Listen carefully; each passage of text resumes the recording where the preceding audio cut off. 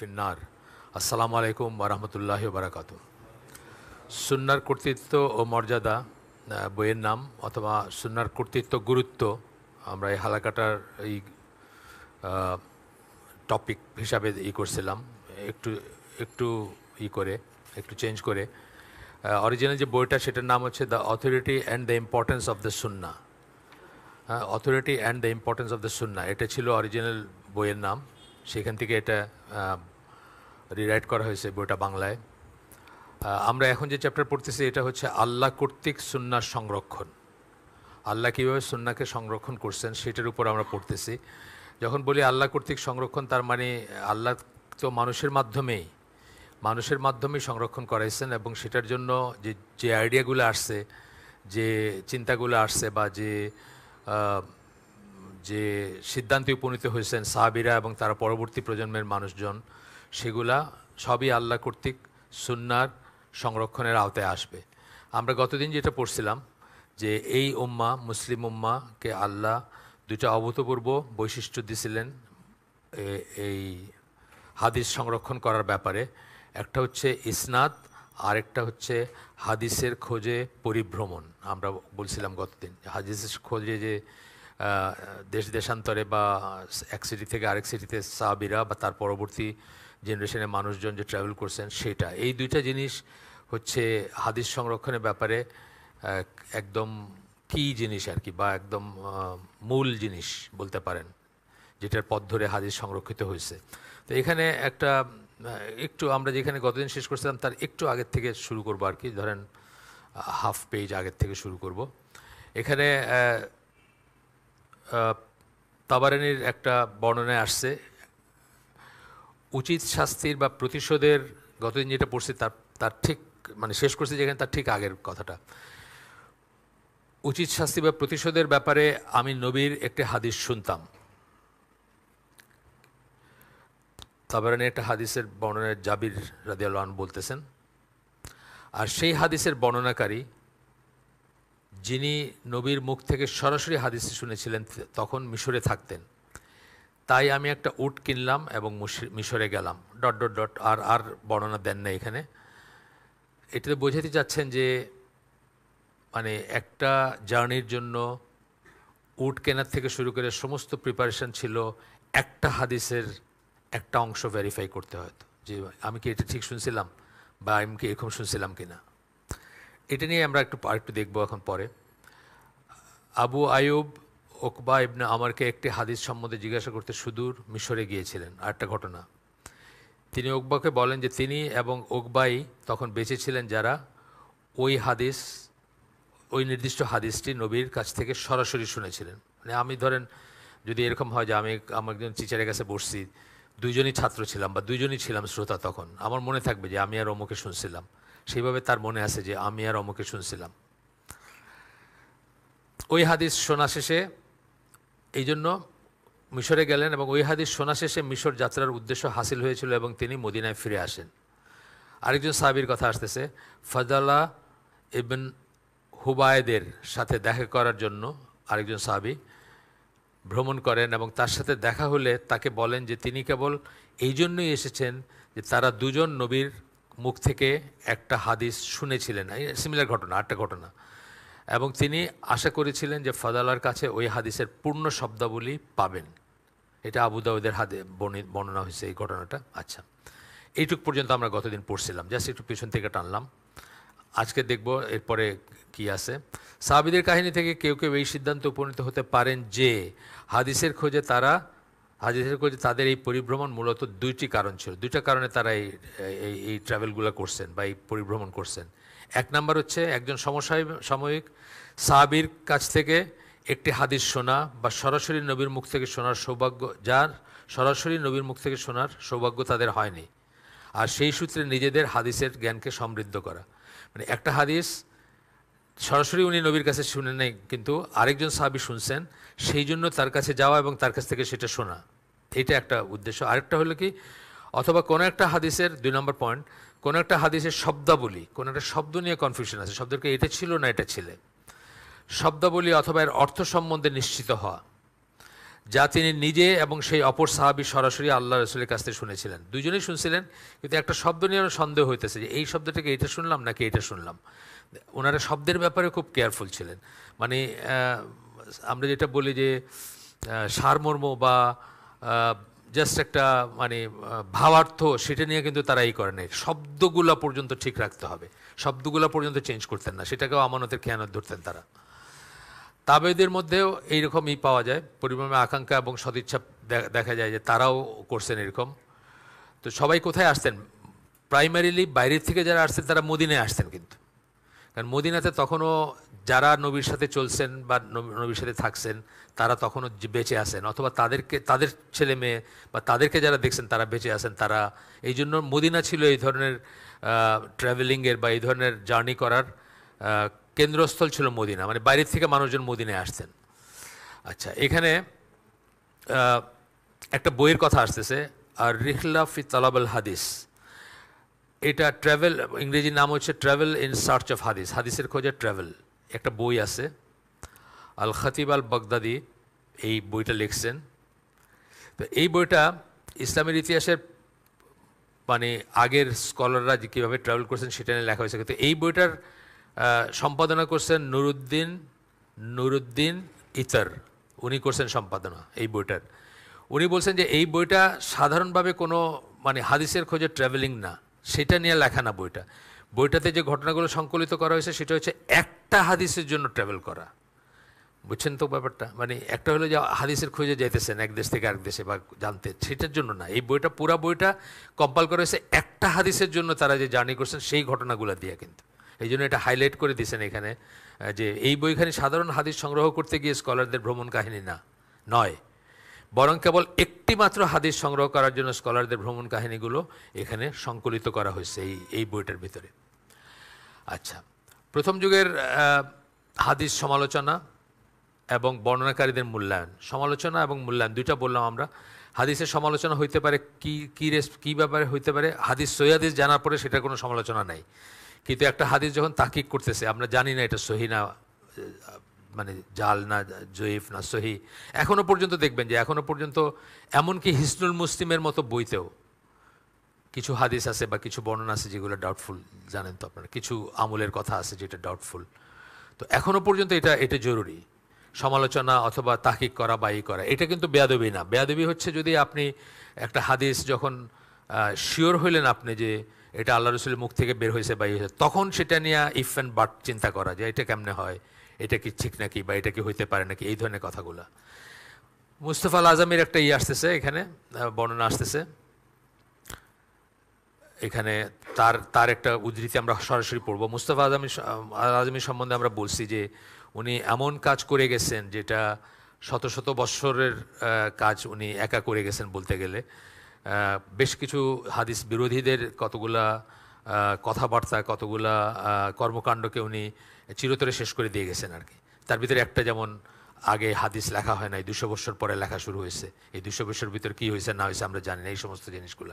তো তার পিএইচডির থিসিস ছিল এই ব্যাপারটা 1966 সালে ক্যামব্রিজে উনি করছেন, পিএইচডি করছেন এই ব্যাপারের উপরে। যাই হোক, আমরা আগেও বলছি, আবার পরে দরকার হলে আমার কাছে বই লিস্টগুলো নিয়ে নিন, আপনারা চাইলে সংগ্রহ করতে পারেন বইগুলা। ওনার কয়েকটা বই আছে, কতটা লেখা আছে, আগেও বলছি আমি আপনাদের। ওনার একটা উদ্ধৃতি পড়বো আমরা। সমালোচনাকে আমরা যদি শুদ্ধ ভুলের মধ্যে পার্থক্য নিরূপণের চেষ্টা বলে ধরে নেই, তাহলে আমরা বলতে পারি তার নবী সাল্লাল্লাহু আলাইহি সাল্লামের জীবদ্দশাতেই শুরু হয়েছিল। শুদ্ধ আর ভুলের ভিতর পার্থক্য, এটাই যদি সমালোচনা দিয়ে বুঝি তাহলে এটার নবীর জীবদ্দশাতেই শুরু হয়েছিল। কেন? কিন্তু ওই পর্যায়ে ব্যাপারটা কেবল নবীর কাছে যাওয়া পর্যন্ত, মানে কেউ একটা কিছু শুনলেন, শুনে চিন্তা করলেন যে এটা কি ঠিক নাকি, কোথায় ভেরিফাই করবেন? নবীর কাছে যেতেন। যেমন ধরেন আমরা বলছি যে এই একাধিক সাবাতি আহরুফ যেটাকে বলি, মানে 60টা ফর্মে কোরআন নাজিল হয়েছিল। কথার কথা, যেমন ধরেন আজকের দিনে আমরা যে বাংলা ভাষায় যদি কোনো একটা জিনিস হয়, নোয়াখালী বাংলা, সিলেটি বাংলা, ঢাকাইয়া বাংলা এরকম ছিল। তো এটা ডিফারেন্ট রিসাইটেশন ছিল, ডিফারেন্ট তেলাওয়াত ছিল। তো একজন সূরা ফুরকানের একটা তেলাওয়াত একজনের কাছে শুনে এসে নবীকে জিজ্ঞেস করছেন, ও এটা কী পড়তেছে, আমরা তো এরকম পড়ি না। নবী বলছেন এইটাও ঠিক ওইটাও ঠিক। ধরেন একটা উদাহরণ, যেমন ধরেন ভেরিফিকেশনের জায়গা কোথায় ছিল? নবীর কাছে ছিল তখন, এটা বলতেছেন যে। কিন্তু ওই পর্যায়ে ব্যাপারটা কেবল নবীর কাছে যাওয়া এবং তিনি যা বলেছেন বলে শোনা গেছে, তা নিশ্চিত করার চেষ্টার চেয়ে বেশি কিছু ছিল না। আপনি এরকম বলছিলেন ইয়া রাসূলুল্লাহ, আপনি এরকম বলছেন? হ্যাঁ বলছি, বাস শেষ, এই পর্যন্তই ছিল। আলী, উবাই বিন কাব, আবদুল্লাহ বিন আমর, উমর রাদিয়াল্লাহু আনহু, ইবন মাসুদের স্ত্রী জয়নাব এবং অন্যান্যদের আমরা এই ধরনের পরীক্ষা নিরীক্ষা ও সত্যতা নিরূপণ করতে দেখি। তারাও দেখা গেছে যে এরকম মানে ভেরিফাই করছেন যে আসলে এটা ঠিক কিনা, এটা বলছেন কিনা আপনি, বা এরকমের ব্যাপার। এই ধরনের ঘটনার আলোকে এটা দাবি করা যেতে পারে যে হাদিস সংক্রান্ত পরীক্ষা নিরীক্ষা অথবা অন্য কথায় প্রাথমিকভাবে হাদিসের সমালোচনা নবীর জীবদ্দশাতেই শুরু হয়েছিল। তার মানে নবীর জীবদ্দশাতেও তারা হোলসেল কিছু নিতেন না, কোনো একটা জিনিসটা ডাউট হলে ওটা নিয়ে ভেরিফাই করে নিতেন আর কি। আর পরে তো অবশ্যই আরও করার ব্যাপার আছে, আমরা দেখব সেটা। স্পষ্টতই নবীর মৃত্যুর সাথে সাথে সরাসরি তার কাছে গিয়ে তখন আর ভেরিফিকেশন করার উপায় থাকলো না। তখন আবু বকর, ওমর, আলী ইবন ওমর এবং অন্যান্য উল্লেখযোগ্য সাহাবী একে অপরের কাছ থেকে হাদিস নিশ্চিত করতেন, একজন আরেকজনের সাথে করতেন, ভেরিফাই করতেন যে এটা কি ঠিক নাকি, এটা কি আপনি শুনছেন নাকি, না হইলে কে শুনছে, এই ধরনের। আমরা দেখবো অনেক কটা ঘটনা আছে এখানে। ওমর রাদিয়াল্লাহু আনহু এই ব্যাপারে খুব কঠোর ছিলেন। আবু মুসা আল আশারির বেলায় ঘটে যাওয়া একটা উদাহরণ আমরা জানি, একটা ঘটনা ঘটছিল, মানে উনি একটা কথা বলছেন যেটা ওমর শোনেন নাই, তখন বলছেন এটা তুমি দলিল নিয়ে আসো, মানে আরও নিয়ে আসো, আর কে শুনছে নিয়ে আসো, নাহলে তোমার খবর আছে। এই কথাটা বলার মানে ছিল যে উনি কনফার্ম করতে চাইছিলেন যে এই কথাটা ঠিক। ওনাকে যে ডাউট করতেছেন তা না, কিন্তু একটা জিনিস, খুব অদ্ভুত একটা জিনিস আপনি শোনেন নাই কখনো, আজকেও কিন্তু আমরা অনেক সময় শুনি, খুব অদ্ভুত একটা জিনিস যেটা আমি সারা জীবন জানি বড় হয়েছি, কিন্তু আমি শুনতেছি এখন ভুল, বা অথবা সারা জীবন ভুল জানছি এখন জানতেছি এটা ঠিক। তখন আমরা কি করি, আমরা তখন দলিল খুঁজি, কোথায় পাইলে এটা, কোথার থেকে বল। যেমন আমি যখন আপনাদের একটা ঘটনা বলছি যে আমি 2001 সালে দুবাইতে গেছি, তো জাহাজে, তা আমার এক ফ্রেন্ড এসে আমাকে নিয়ে গেছে তার বাসায় খাওয়াইতে, দুপুরে দাওয়াত দিয়েছে, গাড়িতে করে নিয়ে যেতেছে, পথে জুমা পড়বো আমরা, আমার ওয়াজিব না জুমা, তারপরেও আমি মুসাফির, আমি পড়বো, ও পড়বো। তা আমি তো আমার বাঙালি মানে অনুযায়ী, নর্ম অনুযায়ী আমি মসজিদের দিকে দিয়ে খুতবা শুরু হয়ে গেছে, আমি বসে গেছি। ও বাইরে আমার খুব ঝাড়ি, তুই বসে গেলি কেন, আমার তুই বন্ধু আর কি, তুই বসে গেলি কেন, তুই জানিস না 2 রাকাত নামাজ পড়ে বসতে হয়। আমি বললাম না তো, দলিল আছে এটার? হ্যাঁ আছে, অফকোর্স আছে। সে আমার দলিল দেখালো, সেই থেকে নিয়ে আজ পর্যন্ত আমি এটা প্র্যাকটিস করি। এরকম ব্যাপার আর কি, এরকম ব্যাপার তখনও ঘটছে, বা তখনও করছে, মানে হোলসেল যে কেউ বলছে বলে কিছু নিয়ে নিছেন তা না। আচ্ছা, এই গেল এটা। ওমর রাদিয়াল্লাহু আনহু ওই ঘটনাটা বলতেছেন, সাক্ষী উপস্থাপন করতে না পারলে তাকে শাস্তি দেওয়া হবে বলে ওমর তাকে শাসিয়েছিলেন আবু মুসা আল আশারিকে। হাদিসের উপর মন্তব্য করতে গিয়ে আব্দুল হামিদ সিদ্দিকী বলেন, ওমর রাদিয়াল্লাহু আনহু আসলে আবু মুসাকে সন্দেহ করেননি, কিন্তু হাদিস বর্ণনার ক্ষেত্রে তিনি কঠোর নিয়ন্ত্রণ বা পর্যবেক্ষণের প্রথা চালু রাখতে চাইছিলেন। মানে আপনি একটা স্ট্যান্ডার্ড সেট করতে চাচ্ছিলেন যে উল্টাপাল্টা কথা কইও না, বা আল্লাহ রসুল সম্বন্ধে না জেনে কথা কইও না, ইত্যাদি। তো আবু হুরায়রা রাদিয়াল্লাহু আনহুর, আয়েশা রাদিয়াল্লাহু আনহা, ওমর রাদিয়াল্লাহু আনহু এবং ইবন ওমর, তারা হাদিস নিশ্চিত করতেন। তখন তারা হাদিস এবং একাধিক সূত্র থেকে নিশ্চিত করতেন, মানে এমনকি একটা সূত্র থেকে একটা ঘটনা দেখবো আমরা, যে 1 বছর আগে একজন বলছিলেন একটা হাদিস, 1 বছর পরে আরেকজনের পাঠাইছেন যে যাও তো কি বলে ওইটা সম্বন্ধে একই কথা বলে কিনা, মানে 1 বছরের কথার কোনো চেঞ্জ হয়েছে কিনা। যদি চেঞ্জ হয়ে থাকে তাহলে বুঝতে হবে যে এখানে ফাঁক আছে, বুঝেন না? তো এটা এটা আয়েশা রাদিয়াল্লাহু আনহার একটা ঘটনা, মুসলিমে আসছে, মুসলিমের বর্ণনায় আসছে যে সময়ের সাথে পরিবর্তন হয়েছে কিনা। আব্দুল্লাহ ইবনে আমরের কাছে থেকে বর্ণিত একটা হাদিস শুনেছিলেন আয়েশা রাদিয়াল্লাহু আনহা।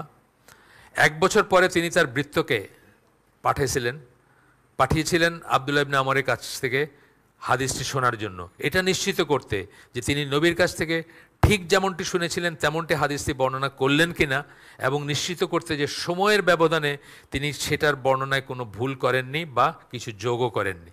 অর্থাৎ 1 বছর আগে যেটা বলছিল ওইটাই আজকে বলছে কিনা, তাহলে আপনি নিশ্চিত হবেন না। আপনার যে কোনো কথা যে 1 বছর আগে যেটা বলছে আজকেও সেটা বলছে, তাহলে আপনার এইটা সার্টেনিটিটা আরও বাড়বে।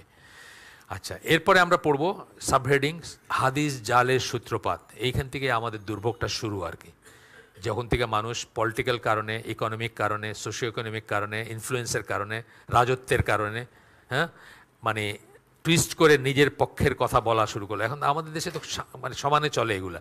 আমাদের দেশে ধরেন জ্ঞান ছাড়া চলে, বা কিছু না জেনেই চলে আর কি।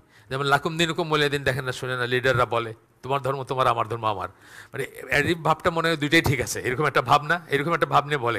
কিন্তু এইটা ছিল একটা তাকফিরেরই, লাকুম দিনুকুম ওয়ালিয়া দিন ছিল তাকফিরের আয়াত। মানে আমরা যে 2টা রাতের শেষ নামাজ বা বিতর বা ইসে সাধারণত কাফেরুন এবং পড়ি, একটা কাফেরকে বা কুফরকে রিজেক্ট করার সূরা, আরেকটা হচ্ছে তাওহীদকে আফার্ম করার সূরা। কিন্তু এটাকে আমাদের দেশে পলিটিক্যাল কারণে মানে করতে গিয়ে মানে দুই রেঞ্জে তুমিও ঠিক আছো আমিও ঠিক আছে, তোমার ধর্ম তোমার আমার ধর্ম আমার, এইভাবে বোঝানো হয়। যাই হোক, হাদিস জাল করার সূত্রপাত সম্বন্ধে আমরা পড়ব। এখানে একটা আছে, অনুসারীদের কাছে নবীর রেখে যাওয়া শিক্ষাগুলোর মাঝে সবচেয়ে গুরুত্বপূর্ণ হচ্ছে বিশ্বস্ত সৎ হবার শিক্ষা। সবচেয়ে গুরুত্বপূর্ণ, উনি যা অনেক শিক্ষা রেখে গেছেন, তা আমাদের সব জীবনের গোটাটাই শিক্ষা, তার শিক্ষা, যে যা আমরা জীবনযাপন করি যেভাবে। কিন্তু তার ভিতরে সবচেয়ে গুরুত্বপূর্ণ ছিল বিশ্বস্ত, ইখলাস, মুখলেস যেটাকে আমরা বলি, এবং সৎ হওয়ার সৎ থাকবেন আপনি। সত্যি বলতে কি ইসলামের সৎ হওয়াটা ইমানের একটি বৈশিষ্ট্য এবং অসৎ হওয়াটা মুনাফিকের একটা বৈশিষ্ট্য। সৎ হওয়াটা আপনার ইমানের বৈশিষ্ট্য, অসৎ হওয়াটা মুনাফিকের বৈশিষ্ট্য। রাসূল সাল্লাল্লাহু আলাইহি ওয়াসাল্লাম একটা হাদিস এখানে করবেন, সেটার আগে এই কথাগুলো বলে নিলেন। এমন 4টি বৈশিষ্ট্য আছে, কেউ যদি তার সবকটি ধারণ করে তবে সে হচ্ছে এক নিখাদ মুনাফিক। সবকটা যদি কারোর ভিতরে থাকে সে পিওর মুনাফিক আর কি। তার যদি এই বৈশিষ্ট্যগুলির যে কোনো একটি থাকে তবে সে মুনাফিকের একটি বৈশিষ্ট্য সম্পন্ন হবে, যতক্ষণ না সে সেটি ত্যাগ করবে। সেগুলো হচ্ছে বলে শুরু করলেন রাসূল সাল্লাল্লাহু আলাইহি ওয়াসাল্লাম। কি সেগুলো বলতে শুরু করে বললেন, যখন সে কথা বলে সে মিথ্যা বলে। তার মিথ্যাটাকে অনেকে বলে মাদার অফ অল ইভিল, সকল খারাপ কাজের মা। ওই যে এক লোক চুরি করতে, একটা গল্প আছে না, চুরি করতে মানে চুরি করার তার অভ্যাসে পরিণত হয়েছে। তো সে আইসা আল্লাহ রসুল বলছেন এইটা ছাড়তে পারবো না, আপনি আমার অন্য কিছু বলেন। তো আল্লাহ রসুল বলছেন তুমি মিথ্যা বলবা না। আপনি যদি চুরি করেন আপনি মিথ্যা না বলে পারবেন? মানে ধরেন যে কোনো জায়গায় মিথ্যা বলাটা মানে এই জন্য মিথ্যা সকল ইসের মা ধরা হয়। এটা বুখারী মুসলিমের হাদিস যেটা আমরা বললাম, সে যখন মানে এটা ফেমাস হাদিস, আপনারা সবাই জানেন। এছাড়াও যখন বলছেন যে আমার প্রতি মিথ্যা আরোপ করা, এটা বুখারীর হাদিস, আমার প্রতি মিথ্যা আরোপ করা অন্য কারোর প্রতি মিথ্যা আরোপ করার মতো নয়। মানে হাদিস নিয়ে আমার কথা বললে যদি কেউ কিছু বলে থাকো, এটা অন্য কারোর মতো বলার মতো না, মানে এটা অনেক সিরিয়াস বা অনেক গুরুতর। আমার প্রতি যে কেউ মিথ্যা আরোপ করলো সে জাহান্নামে তার আসন গ্রহণ করবে। আমার প্রতি আল্লাহ রসুল বলছেন বলে একটা মিথ্যা কথা বললে কেউ জাহান্নামে তার আসন গ্রহণ করবে, এইভাবে সাবধান করে গেছেন মিথ্যা বর্ণনা সম্বন্ধে, মিথ্যা হাদিস সম্বন্ধে। এবং এটা এটা এখানে বুখারী হাদিস এবং সাহাবীরা এটাকে, আর এখানে কিন্তু বলা হয় নাই যে ইচ্ছা করে মিথ্যা না ভুল করে মিথ্যা, এই কথা বলা হয় নাই। কিন্তু সাহাবীরা কিন্তু বুঝছেন যে ভুল করে মিথ্যা বললেও তাকে জাহান্নামে যাইতে হবে। এই জন্য কিন্তু ভুল করে মিথ্যা বা মানে একটা ভুল শব্দ বাইরে হতে পারে, এই ডাউটে অনেকে অনেক হাদিস বর্ণনা করতেন না। এবং করতেন না কারা, মানে যারা খুব ক্লোজ ছিলেন তার, আনাস বিন মালিক তার মানে বাসায় বড় হয়েছেন বলতে গেলে, তারপরেও কিন্তু হাদিসের সংখ্যা অনেক লিমিটেড, কারণ এই ভয় যে মানে আমি যদি ইচ্ছা করে করি তাহলে তো বটেই, ইচ্ছা করে না করলেও যদি একটা ভুল শব্দ বাইরে হয় বা ভুল কথা বাইরে হয় তাহলে আমার জাহান্নামে যাইতে হইতে পারে। আচ্ছা, এই ব্যাপারে হাদিস জাল করার সূচনা কখন হয়, এই ব্যাপারে 3টা ভিন্ন মত আছে। একটা হলো আল্লাহ রসুলের জীবদ্দশাতেই হাদিস জাল করা শুরু হয়, এটা একটা থিওরি। এই জন্য আল্লাহ রসুল বলছেন যে যে আমার নামে মিথ্যা কিছু আরোপ করবে সে জাহান্নামের আগুনে তার আসন বানিয়ে নেবে। এটা একটা থিওরি, কিন্তু আমরা বলতেছি, আমরা দেখবো যে এই থিওরি সবকটা কারেক্ট না, দেখবো আমরা। দ্বিতীয় মতটি হচ্ছে হাদিস জাল করা উসমানের খিলাফতের শেষ অংশে শুরু হয়, যখন অনেক মানুষই উসমান রাদিয়াল্লাহু আনহুর প্রতি বীতশ্রদ্ধ হয়ে পড়ে এবং ইবন উদায়েস মিম্বরে উঠে উসমান রাদিয়াল্লাহু আনহুর বিরুদ্ধে একটি বানোয়াট বক্তব্য প্রদান করে, যদিও সেটা নবীর বক্তব্য না, কিন্তু এই বক্তব্যটা বানোয়াট। তখন থেকে শুরু হয়, অর্থাৎ উসমান রাদিয়াল্লাহু আনহুর বিরুদ্ধে যারা করছে, যারা তাকে হত্যা করছে, যারা তার এগেন্সে বিদ্রোহ করছে, সেই সময়টা থেকে শুরু হয়। তৃতীয় মত হচ্ছে উসমান রাদিয়াল্লাহু আনহুর মৃত্যুর পরে ছড়িয়ে, নাম শুনছেন আপনারা হয়তো, মানে ইহুদি ছিল, জিন্দিক ছিল। জিন্দিক বলতে ছদ্মবেশে ইসলামে প্রবেশ করে যাতে ইসলামকে ধ্বংস করতে পারে, সেই জন্য শিয়াদের ফোরফাদার বলা হয়, কারণ শিয়াদের এই যে ট্রেন্ডটা, এটার সূত্রপাত সে করে। আলী রাদিয়াল্লাহু আনহুকে সে গড ইনকার্নেট বলে বা এই ধরনের কথা বলে।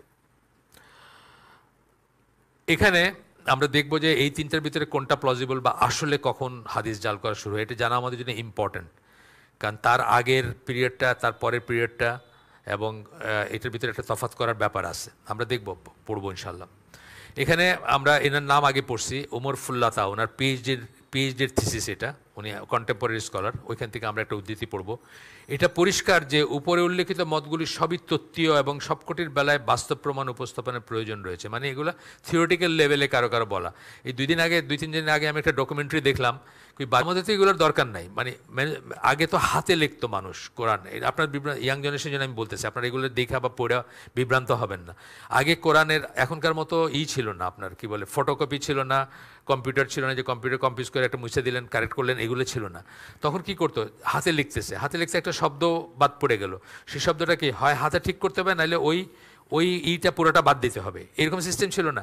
যে কারণে ওসমান রাদিয়াল্লাহু আনহু 4টা অফিসিয়াল করছিলেন, মুসাফকে কম্পাইল করে 4 জায়গায় পাঠিয়ে দিছিলেন, মানে 4টা জায়গায় রাখছিলেন, 4টা সিট অফ পাওয়ারে রাখছিলেন, যেগুলা মানে ইম্পর্টেন্ট জায়গা ছিল মুসলমানদের জন্য, ইম্পর্টেন্ট শহর যেগুলো ছিল ওগুলো। কেন করছিলেন? যার কারণ অনেকের পার্সোনাল নোট আছে, অনেকে ওয়াহি নোট করছেন, অনেকে ওই সময় প্রেজেন্ট ছিলেন, উনি একটা আয়াত লিখছেন বা একটা কিছু লিখছেন, এইগুলোর ভিতরে ডায়ালেক্টে নিয়ে আসা হয়েছে। তো এইখানে একটা আপনি পাইতেই পারেন একটাতে যে একটা শব্দ কম বা একটা শব্দ বেশি আছে, এটা কিছু আসে যায় না। কারণ আমাদের জন্য কোনো একটা জিনিস প্রথম কথা হচ্ছে যে আমাদের ইসলামী লিটারেচারের ব্যাপারে কোনো একটা জিনিস হাফেজদের দিয়ে করছেন, যাদের মুখস্থ ছিল, যাদের ভিতরে ছিল, সেটা দিয়ে করছেন। আজও কিন্তু কোরআন কোনো একটা ছাপা করলেন কোথাও, এটা পরীক্ষা করার সিস্টেম হচ্ছে এটা যে আপনি হাফেজদের বসায় করেন। যে আমরা কি করছি, আমাদের স্কুলের হিফজের টিচার যারা আছেন মোহাম্মদপুর স্কুলের, একটা টিমকে বসাই দিছি, ওইটা দিয়ে তারা মানে 2-3 দিনের ভিতরে বা কয়েকদিনের ভিতরে এটা বাইর করে ফেলছে, এই জায়গায় ফন্টটা ফাটছে, এগুলো ঠিক করে দিতে হবে, আমরা স্টিকারটা বানাই ওখানে লাগাই দিচ্ছি। আজও কিন্তু এটাই পদ্ধতি যে আপনার হাফেজদের দিয়ে ভেরিফাই করা হবে। তো বার্মিংহাম ম্যানুস্ক্রিপ্ট ভালো কথাটা নাই আর কি, এটার জন্য বলতেছেন যে এটা মানে একটা ডাউটফুল ব্যাপার। এটা ডাউটফুল হতে যাবে কেন? একজন একটা থেকে একটা কপি করছেন, তখন গুডটা লেখেন, এটা তখন পার্সোনাল ব্যাপার, কিচ্ছু আসে যায় না। আজকে যদি আপনি কোরআন বসে বসে একটা কপি করে আপনি এটার ভিতরে 10টা শব্দ ছেড়ে দিয়েছেন, আমার কিছু আসে যায় না, বিকজ আমার কাছে কপিটা আছে, স্ট্যান্ডার্ড কপি যেটা সেটা আছে, সেখান থেকে আমি জানবো। যাই হোক, মানে আমি আপনাদের বললাম যে আমি 2-3 দিন আগে পড়ছি, একেবারে পুরাটা একটা বুলশিট আর কি। মানে পুরা বলতেছে ডিসকভারি, কিন্তু পুরা জিনিসটা একজন মুসলিমের জন্য এটা একেবারেই ইরিলেভেন্ট, এটা কোনো ধর্তব্যের ব্যাপারই না যা বলতেছে আর কি, যে এইটাতে একটু ডিফারেন্স আছে, ওইটা একটু ডিফারেন্স আছে। এগুলা দলিল দিতে হবে, এবং তা যদি প্রতিষ্ঠিত করা হয় তাহলেই কেউ কেবল বলতে পারবেন হাদিস জালের সূত্রপাত ঠিক কখন হয়। মানে এগুলো থিওরি বলে লাভ নেই। এই ওয়েস্টার্ন ওয়ার্ল্ডে কি তারা যে কোনো কিছু নিয়ে আলোচনা করতে 2বার চিন্তা করে না যে কী করতেছে কথা, না ওইগুলো যেগুলো শোনা যায় এগুলো সব গালগপ্প, শুধু তাদের কোনো রেসপেক্ট নাই কোনো কিছুর প্রতি। উসমানের মৃত্যুর পরে বিভিন্ন দলের উৎপত্তি ঘটে, এটার অর্থ এই নয় যে তারা হাদিস জাল করতে শুরু করেছিলেন, তাও না। আমরা দেখব যে শেষ পর্যন্ত যাবে কিসে, যে প্রথম শতাব্দীর উপদলের কোনো অনুসারী চরম একটা অবস্থান নেবে, এটা পরিষ্কার যে, এবং নিজের দলকে সমর্থন করতে একটা হাদিস জাল করবে। এটা ঠিক আছে। এটা যদি বলেন যে এই যে দলে দলে বিভক্ত হয়েছে, তার নবীর জীবদ্দশায় এটা অকল্পনীয় ব্যাপার যে জীবদ্দশায় কেউ জাল করবে, এটা কল্পনাই করা যায় না। আমরা যা পড়ে আসলাম, যেভাবে উনি সত্যবাদী হওয়ার দিছেন, যেভাবে সাহাবীদের ইন্টিগ্রিটি ছিল, যেভাবে তারা জিনিসটাকে আগেও পড়ে আসছি আমরা, কত কেয়ারফুল ছিলেন তারা, সেই যেখানে কেউ একটা মিথ্যা কথা বা একটা জাল করবেন, এটা কল্পনাই করা যায় না। থাকবেন এই ধারণাটা অকল্পনীয়, কারণ আল্লাহ তাদেরকে প্রেস করছেন। এই যে সূরা তওবার 100 নম্বর আয়াত, যেটা খুব ফেমাস আয়াত আর কি, আল্লাহ যেখানে সাহাবীদেরকে বলছেন যে তাদের উপর আল্লাহ রাজি, তারাও আল্লাহর উপর রাজি, সেইটা। তাহলে এই ধরনের চরিত্র যাদের ছিল তারা হাদিস জাল করবেন, এটা কল্পনা করা যায় না। তাদের কোনো সিনসিয়ারিটি ছিল। এটা অকল্পনীয় যে একটা জনগোষ্ঠী সম্পর্কে আল্লাহ তার সন্তুষ্টি ঘোষণা করবেন। মানে সূরা তওবার 100 নম্বর আয়াতে, যেটা আমি পড়লাম না আয়াতটা, এখন আপনার ফেমাস আয়াত, যেখানে আল্লাহ বলছেন যে আল্লাহ তাদের উপর রাজি, তাদের জন্য জান্নাত প্রস্তুত করছেন। আচ্ছা, গেল এটা। এরপরে মুস্তফা আল সিবাই নামটা আমি আগে বলছি আপনাদের, এখানে একজন সিরিয়ান স্কলার মারা গেছেন। ওনার অনেক কাজ আছে, তার ভিতরে একটা সিরাও আছে। ওনার বড় স্কলার ছিলেন, সিরিয়ান অরিজিনাল ইউনিভার্সিটি টিচার ছিলেন। উনি অনেক উদাহরণ উপস্থাপন করেন, যেমন আবু বকর মুরতাদদের বিরুদ্ধে কঠোর অবস্থান গ্রহণ করেন এবং ওসামা কামের জন্য নবীকে এমনভাবে ভালোবাসতেন। সত্য এবং সুবিচারকে তারা কতখানি ভালোবাসছিলেন সেটার উদাহরণ দিতে বলতেন, যে তারা আল্লাহ ছাড়া কাউকে ভয় করতেন না। যে আবু বকর রাদিয়াল্লাহু আনহু মুরতাদদের বিরুদ্ধে যে কঠোর অবস্থান গ্রহণ করেন, সবাই না করছে, সবাই বলছে যে এখন খুব নাজুক সময়, এখন কইরেন না, এখন আমরা আগে একটু কনসলিডেট করি। শেষ ঘটনায় আলী রাদিয়াল্লাহু আনহু ওমরকে তার ভুল শুধরে দেন, এবং ওমরের মর্যাদাবোধ যার সত্যতা গ্রহণ করা থেকে তাকে বিরত রাখতে পারেননি। আলী রাদিয়াল্লাহু আনহু ঠিক করে দিয়েছেন ওমরকে কোনো ভুল শুদ্ধ করে দিয়েছেন, এবং সেটা ইগো বশত উনি বলেন হ্যাঁ তুমি বেশি জানো নাকি, তুমি কথা বলতেছো, এরকম ছিলেন না তারা।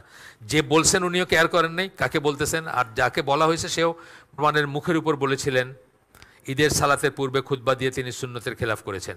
আর কোথাও কোথাও কিন্তু আগে খুতবা দেয়, এটা কিন্তু বেদাত আর কি আসলে। আচ্ছা, অত্যাচারী আল হাজ্জাজের সামনেই ইবন ওমর আল জুবায়ের পক্ষ অবলম্বন করেছিলেন। মানে তারা অনেক অনেক উদাহরণ আছে যে তারা লাইফ নিয়ে বা নিয়ে ভাবিত ছিলেন না। এরপরে বলতেছেন এই সমস্ত মোহনপ্রাণ ব্যক্তিগণ সত্য এবং আল্লাহকেই সব কিছুর উপরে বেশি ভালোবেসেছিলেন। এটা বলতেছেন মুস্তাফা আল সিবাই।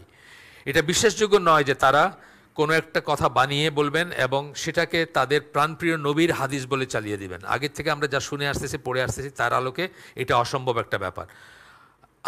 আনাস রাদিয়াল্লাহু আনহু, আনাস বিন মালিক যার কথা বললাম, একবার একটা হাদিস বর্ণনা করেছিলেন এবং তাকে জিজ্ঞাসা করা হয়েছিল আপনি কি এটা রসুলের কাছ থেকে শুনেছেন?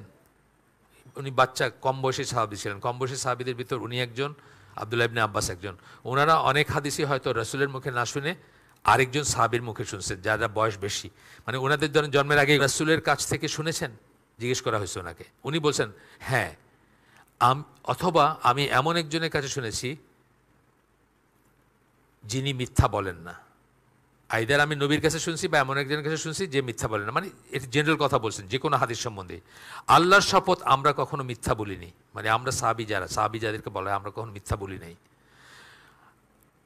অথবা আমরা জানি না, আমরা পড়তেছিলাম আগে ফুল্লাতা ওনার নাম, ওনার কথা, ওনার একটা উদ্ধৃতি আসতেছে আল্লাহই সবচেয়ে ভালো জানেন, তবে আমার কাছে প্রতীয়মান হয়েছে যে আমার কাছে যা প্রতীয়মান হয়েছে তা হচ্ছে এই যে হাদিস জালকরণ, অর্থাৎ আমি বোঝাতে চাচ্ছি আল্লাহ রসুলের প্রতি কিছু মিথ্যা আরোপ করা এই সময়ের পরে শুরু হয়েছিল বলে 41 সনের হিজরির কথা বলতেছেন উনি বলতেছেন 41 হিজরির কথা। এই সময় পর্যন্ত এই ধরনের কোনো ব্যাপার ছিল না। তারপরে পরে আমরা দেখবো আলটিমেটলি এটা লাস্ট 1/3 অফ দ্য ফার্স্ট সম্ভাবনার প্রমাণ বিদ্যমান আছে। এই যে বললাম ঐতিহাসিক প্রমাণ বা ঘটনা বা একটা আছে, মানে ঘটনা আছে যেটা জানা যায় যে হাদিস জালের চেষ্টা হয়েছে, এই জন্য বললেন। এই সময়টা নবীর হাদিস জাল করার সম্ভাবনার প্রমাণ বিদ্যমান রয়েছে। মুসলিম উম্মাহ বিভক্ত হবার এবং দলে দলে ভাগ হয়ে যাবার পর এমন কিছু ঘটনা ঘটেছিল যা এই জঘন্য কাজের পথ সুগম করেছিল, যা নবীর কথার পবিত্রতা ও শুদ্ধতার অধ্যায়ের সমাপ্তি ঘটায়। তার কথা বা কাজের এমন বর্ণনা জাল করার মাধ্যমে যা তিনি বলেননি বা করেননি। এই সময় আমাদের জন্য একটা হাদিস বলো, সেটা আমরা দেখব, সাহাবীর নাম সহকারে দেখব আর কি। আচ্ছা, তাইলে হাদিস জাল করার অধ্যায়ের মানে আমরা মানে কখন হইতে পারে বা করে এটার উপর কিছু কিছু বিষয় যেগুলো হাদিস জাল করার অধ্যায়ের ভিত্তি স্থাপন করেছিল, কেন হয়েছিল, জাল করার সিচুয়েশনটা কেন হয়েছিল সেটা আমরা পড়বো এখন। সাহাবীগণ যারা খলিফা ছিলেন এবং যারা মুসলিম উম্মাহকে নেতৃত্ব দিয়েছিলেন তাদের অবস্থান ও শুদ্ধতাকে লোকজন আর সম্মান দেখাচ্ছিল না। এটা শুরু হয় কখন থেকে? ওসমান রাদিয়াল্লাহু আনহুর শেষের থেকে। তাকে তো সম্মান করলো না, তাকে তো হত্যা করলো। আলী রাদিয়াল্লাহু আনহুকে কি খারেজিরা কি বললো? কাফের। কলিভাবে তখন এই সকল মহৎপ্রাণ নেতাদের সমালোচনা করতে ও তাদের প্রতি আক্রমণ করে কথা বলতে শুরু করেছে। এই সময় থেকে আক্রমণ করে কথা বলতে শুরু করছে। ইবন উদায়েসের কথা বললেন, মিম্বরে উঠছে জোর করে, মানে ওসমান রাদিয়াল্লাহু আনহু সবসময় এসে যাইতেন না, তখন মিম্বরে উঠলো এবং তার কথা দিয়ে ওসমান রাদিয়াল্লাহু আনহুকে আক্রমণ করলো। আমাদের দেশে এরকম একটা ঘটনা ঘটছে, আকরামুজ্জামান আব্দুল সালাম কখনো বলছেন কিনা জানি না। উনার ওই উত্তরখানের মসজিদে আব্দুর রহমান, শায়েখ আব্দুর রহমান, ওনারা তাকে সরাই ফেলছে, তাকে বলছে যে আমরা খুতবা দিব বলে জোর করে দিচ্ছে। মানে এই যুগে যুগে এসব রিপিট হয় আর কি। এই তখন এই কথা মিথ্যা কথা বলছে বা মিম্বরে উঠে তার ওসমান রাদিয়াল্লাহু আক্রমণ করে কথা বলছে। মানুষের বিচার মেনে নেওয়ার জন্য খারেজিগণ আলীকে দোষারোপ করলো এবং তাকে একজন কাফির বলে আখ্যায়িত করলো, যেটা বললাম আমি আর কি আগেই। কেবলমাত্র মৌখিক সমালোচনাও না, তাদেরকে শহীদও করলো। এই দুজন খলিফাকে তো শহীদ করছে যারা, তার মানে তাদের কোনো রেসপেক্ট ছিল না। 2 নম্বর, মুসলিমগণ ভিন্ন ভিন্ন ফিরকায় বিভক্ত হলেন, ভাগ হয়ে গেল, মুসলমানদের ভিতরে অনেক ভাগ হয়ে গেল ফিরকা, এবং প্রতিটি ফিরকায় অপর ফিরকার বিরোধিতা করতে শুরু করলো। এটা সর্বজন বিদিত যে তখন এমনকি গৃহযুদ্ধেরও সূচনা হলো, মানে তার প্রভাব দেখা গেল, সে একজনের কথা আরেকজনের কাছে লাগাইতো বা ইত্যাদি করতো। 4 নম্বর হচ্ছে এই সময়ে প্রথমবারের মতো সাহাবীদের নামের বরাত দিয়ে মিথ্যা বক্তব্য প্রচারিত হতে শুরু করলো। এই সময়টায় মানে ওই আমরা দেখব পরে কখন ফার্স্ট কোন সাহাবীকে কে প্রকর্মে আমি এমন কারো সাক্ষাৎ পাইনি যে নবীর মৃত্যুর পর থেকে নিয়ে প্রথম শতাব্দীর শেষ তৃতীয়াংশ শুরু পর্যন্ত নবী সাল্লাল্লাহু আলাইহি ওয়াসাল্লাম 1/3 মানে কি 66 হিজরি, সেই পর্যন্ত একটা দৃষ্টান্ত মানে প্রমাণ বা এই পান নাই এইটা। অন্য কথায় আমি ইবনুল জাওজি একটা বই আছে আল মাউজুয়াত, এখানে উনি বলছেন রিলায়েবল একজন মানুষ আমাদেরকে সাপোর্ট করবে বা আমাদের কজটাকে সাপোর্ট করবে, যে নবীর নামে মিথ্যা কিছু আরোপ করে তার জন্য রয়েছে জাহান্নামের আগুন, আর তাই আমি তা করব না। যে সাহাবীকে বলছেন, উনি মানে যা সবাই উত্তর করতেন সেটাই বল, তিনি যেন তার হয়ে হাদিস জাল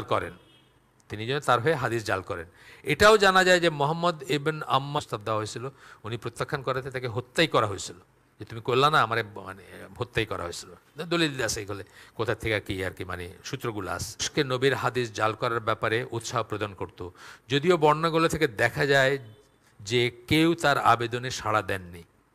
এটা প্রমাণ পাওয়া যায় না যে তার কথায় কেউ হাদিস জালকরণের সূচনা বলে ধরে নেবার উপায় নেই, যদিও সে সময় হাদিস জালকরণের চিন্তাভাবনা চলছিল। যেহেতু এটা নিশ্চিত যে এই সময়ের পূর্বে কোনো জালকরণ ঘটেনি, সেই ক্ষেত্রে এই সন্দেহ পোষণ চেষ্টা প্রথম শতাব্দীর শেষ তৃতীয় ভাগে শুরু হয়। এই এত লজিক দিয়ে উনি বললেন, যিনি পিএইচডি থিসিস যার পড়তেছি আমরা, এদের বেশিরভাগই ইতিমধ্যে মৃত্যুবরণ করেছেন। যারা প্রোটেস্ট করতে পারে, যারা এটাকেই করতে পারতো, বা সেই ধরনের অধিকাংশই মারা গেছেন তখন, বা সাহাবীদের ক্ষমতাটা কমে আসছে, একটা সমাজ বেঁচে ছিলেন। যারা কম বয়সী ছিলেন রসুলের সাথে থাকা অবস্থায়, তাদের একটা ছোট সমষ্টি তখন শুধু বেঁচে ছিলেন, এবং তারা ততদিনে নিজেদের সমাজ থেকে বিচ্ছিন্ন করে নিয়েছেন, অর্থাৎ গুটায় নিয়েছেন। আপনারা জানেন যে ওসমান রাদিনের হত্যাকাণ্ডের সময় থেকে নিয়ে ফিতনার সময় সাহাবীরা ঘরের ভিতর নিজেদের লক করে রাখতেন, যেন কোনো পক্ষে বা কোনো ইসে ছিলেন না, তারা ইনফ্লুয়েন্সিয়ালও ছিলেন না। এই সময়টাই শুরু হয়েছে। আচ্ছা, এরপরে আরও কিছু কথাবার্তা আছে, গৃহযুদ্ধের পর থেকে কথাবার্তা আছে, যে হয় যে বলছেন যে মানুষরা মিথ্যা বলতে শুরু করছে, বা তখন থেকে মিথ্যা কথা বলে, বা মিথ্যা নবীর নামে মিথ্যা বলে, এই বর্ণনাগুলো আছে, ওই ভদ্রলোকের পিএইচডি থিসিসে আছে আমরা। এবং তাদের বিদাত দ্বারা প্রভাবিত হওয়ার ব্যাপারে তারা ভীত ছিলেন, মানে স্কলারগণ হাদিস গ্রহণ করার ব্যাপারে আরও অধিক সতর্ক হয়েন, কখন থেকে হাদিস গ্রহণ না করেন যারা কিনা এমন একটা পথ অনুসরণ করছিল যা প্রথম প্রজন্মের মুসলিম যে আলাদা, এই ব্যাপারে তারা সময়টার কথা বলতেছি। উপরে উল্লেখিত ইবনে আব্বাসের বক্তব্য জীবনের শেষের দিকের বলেই মনে হয়, কেননা তিনি প্রথম শতাব্দীর শেষ তৃতীয়াংশে মারা যান। মানে ইবনে আব্বাস বলছেন যে মানুষজন মিথ্যা বলতে শুরু করলো আবার, মানে এই ঘটনার কথাই ইনি বলতেছেন। ইবনে আব্বাসের এই বক্তব্যের বিভিন্নভাবে বর্ণিত হয়েছে। একটা বর্ণনায় এসেছে, তিনি বলেন এরপর লোকজন নবীর নামে বিভিন্ন বর্ণনা জাল করতে শুরু করে। ইবনে আব্বাসের যে আচ্ছা, এরপরে আস্তে আস্তে, সুতরাং পরিশেষে এটা বলা যায় যে প্রথম শতাব্দীর শেষ তৃতীয়াংশেই প্রথম হাদিস জালকরণ শুরু হয়। আমরা এখানে আপনাদের মানে কয়েকটা সময় বলতেছেন যার পরে হাদিস জাল করার ঘটনা শুরু হয়।